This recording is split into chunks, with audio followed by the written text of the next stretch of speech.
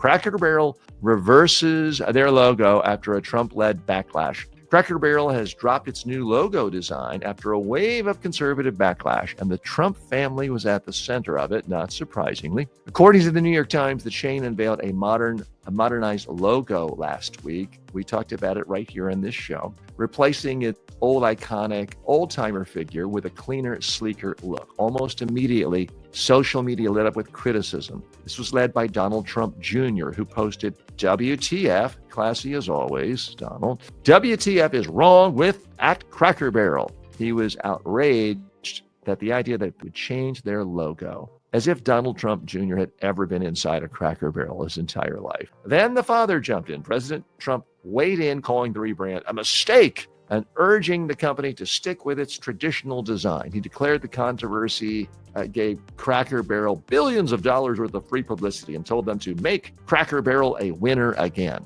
By Tuesday, the company announced it would scrap the redesign and keep the classic logo that had been a part of its identity since 1977. Cracker Barrel admitted it could have done a better job rolling out the change, but it said it had heard its customers loud and clear.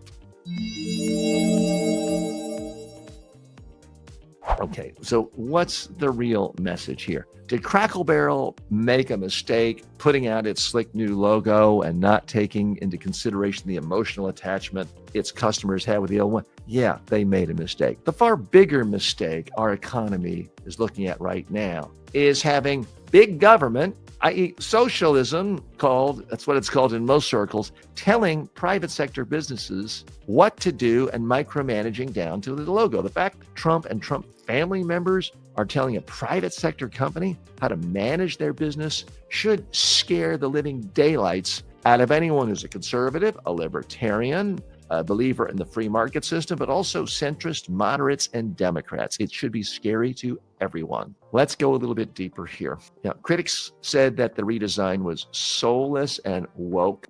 There's this new term now, anything you don't like because you think it somehow doesn't glorify a conservative white person. You no longer have to make a factual argument as to why it's bad. You just call it woke. Oh, I don't like the new chocolate ice cream. It's woke. I don't think we're that far away from that label being turned around. And yeah, could Cracker Barrel have handled this a little better?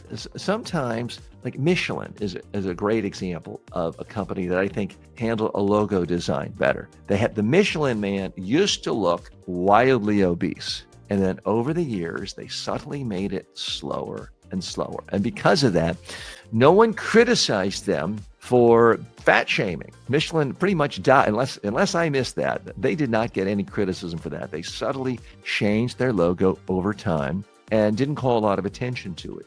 This was perhaps too abrupt and people didn't like it. It's very similar in some respects to what Coke did with a new Coke, saying, oh, we have a new flavor. People are like, no, we want the old flavor. Even though if you did blind taste test, all the blind taste tests showed people preferred new Coke. So corporations, politicians, really anyone trying to persuade the public, have always got to factor in what is it people say they want and what is it they actually want. You have to navigate that because sometimes if you give people what they actually prefer, they get very outraged. How dare you make me question the fact that I don't really know what I want? I see this in political campaigns all the time.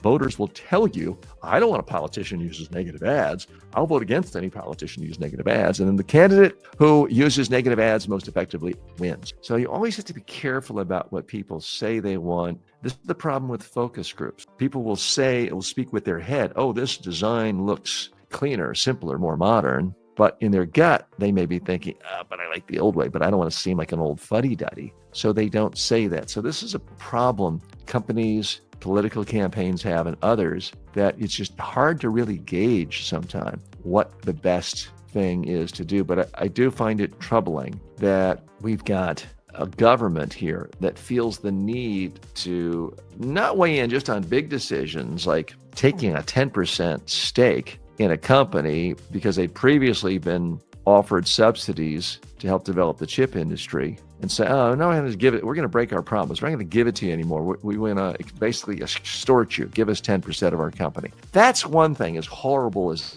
that is. But to now have the president and members of the first family weighing in, micromanage essentially every decision private sector companies make. This is what conservatives have been railing about, warning us about for decades, saying this is going to destroy the United States. We're going to become Cuba. We're going to become socialistic Cuba. And Fidel Castro really wasn't very good at managing an expanding economy. And that's why people are living in third world poverty. They're driving 1957 Chevys. We don't want that in America. And you know what? Conservatives were right to warn us about that. And now they are strangely, oddly, bizarrely quiet when their champion is doing exactly what they said is the worst possible thing to do for the economy. So, Cracker Barrel, have I stopped in one before? Sure. Have I had to use your restroom or buy a snack? Sure. But I think you did the wrong thing